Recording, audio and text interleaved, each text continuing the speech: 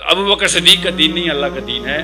اور آج ابو بکر صدیق کے نبی علیہ السلام کے اس نہج کے اوپر، خلافت کے اوپر ملوکیت غالب آئی. اس کا یہ مطلب نہیں ہے کہ اللہ کا دین چینج ہو گیا.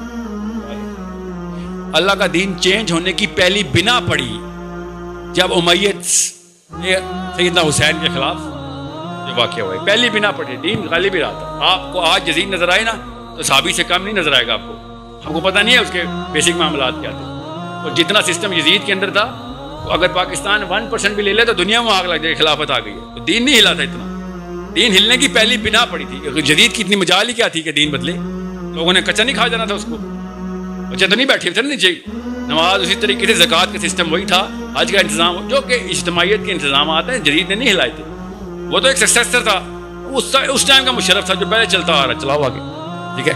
سیدنا حسین کی ویلیو اس لیے اتنی بڑی ہے اسلام میں. انہوں نے یہ بات بھانپ کے بتا دی تھی کہ بیٹا تو مذہبی امور کے اندر سب کچھ ٹھیک ہے، تو نے جو کیڑا جو تو ڈسکوالیفائی ہو رہا نا، تو اس سسٹم کے اوپر ڈسکوالیفائی ہو رہا ہے کہ جس میں ایک بندے کو اس ممبر پہ بیٹھنے کا حق ہی نہیں ہے. اس پہ تو بیٹھ رہا ہے. سمجھ آئی؟ اور یہ سب سے بڑا واقعہ ہے کہ جب ایک بندہ، آپ سوچے میں آپ اور ورسز سیدنا حسین علیہ السلام، سوچے انہوں نے کیا کیا کہ عورتیں اور بچے بھی لے آؤ سارے میرے. کسی کو نہیں، یہ نہ کسی کو امت میں آخری بچے کو بھی کسر ملے کہ ہاں ٹھیک ہے سیف پلے کر لینا، سیف پلے کر لینا. کسی ایک کو بھی نہیں. اور یہ خالی ہسٹری کا واقعہ نہیں ہے، بخاری شریف میں پورا واقعہ حدیث میں. عبداللہ بن عباس کا وہ خواب دیکھیں جو بخاری میں نبی علیہ السلام نے خواب میں بتایا. خون کی شیشی پکڑ کے آئے نبی علیہ السلام. اس ٹائم حسین علیہ السلام شہید ہو رہے ہیں، نبی علیہ السلام عبداللہ بن عباس کے خواب میں بتا رہے ہیں. It's not a small matter. کیوں؟ واقعی میں اسلام کا سسٹم توڑنے کی پہلی اینٹ رکھ دی تھی جدید. ٹوٹا نہیں، دارا ٹوٹتے بھی تو ٹوٹا ہے نا. عباسیوں نے بھی وہی سسٹم چلایا آگے. اور اس کے بعد امیہ کے بعد عباسی آئے. 300-400 سال تک وہ سسٹم نہیں ٹوٹا، مگر سسٹم کی بنیاد کچی سے کچی ہوتی رہی. اس کے بعد ظاہر ہے پھر خلافت کے علاوہ ملوکیت تو نارسسزم ہی ہے.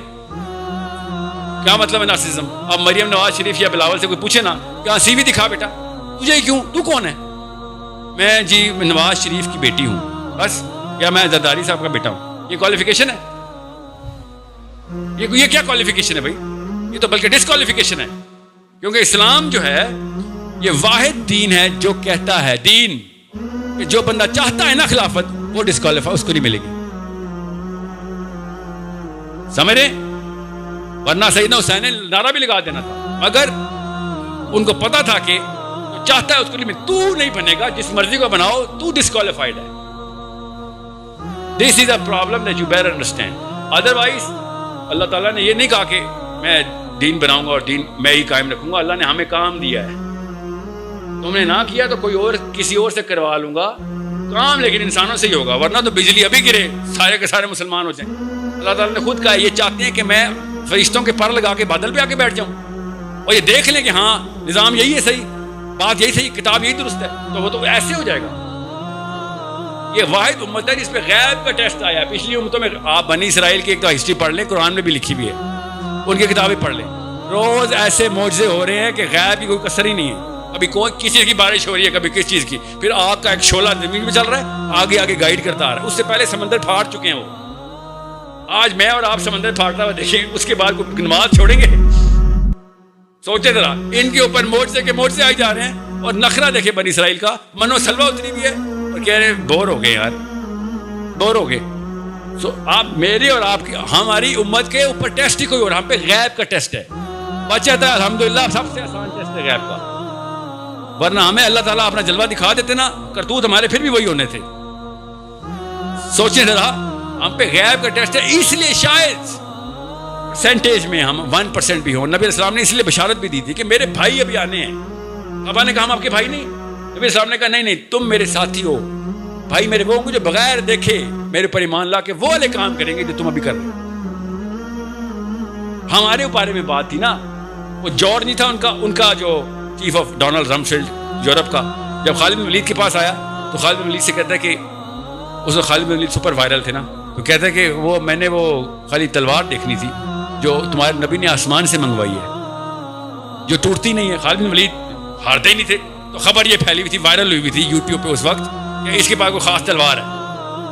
تو خالد بن ولید نے کہا کہ میں تو ایک جنگ میں 11 تلواریں توڑ دیتا ہوں، اس تلوار کو ڈھونڈنے آیا، اس کا نام اسلام ہے، وہ نہیں ٹوٹتی. سمجھ رہے؟ تو کہتا ہے تو اگر میں اسلام لے، دیکھیں یورپ کا سسٹم بیوروکریسی، اسلام کا سسٹم بتایا جا رہا ہے. کہتے اگر میں اگر اسلام لے آؤں تو میں تمہارے جتنا ہو جاؤں گا برابر، رینک وہی ملے گا. ہے تو جرنیل ہی نا اس سسٹم کا. تو خالد نے کہا نہیں وہ رینک تو نہیں مل سکتا آپ کو جو ہمارا، کیونکہ ہم نے نبی کو دیکھا ہے ایمان لائیں. تیرا میرے سے اوپر کر رہے ہیں کیا بے وقوف؟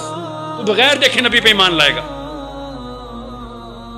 غور سے سمجھیں اپنی اوقات کو، اتنا اونچا کیا نبی نے ہمیں، ہم سمجھ نہیں رہے. 1% بھی کام کر لیا نا ہم نے سسٹم کے لیے، 1% بھی. ادھر سے ابو بکر صدیق یا علی بن ابی طالب کے آس پاس کہیں پہ جنت میں نام لکھا ہوگا، آس پاس ہی. وہ لیول تو ہمیں ہی پتہ نہیں اچیو ہونے نا ہم سے، 1% سے یا 100% سے بھی نہیں ہونے، مگر اس سرکل میں شاید انٹر ہو جائیں. اتنی آسان سی بات.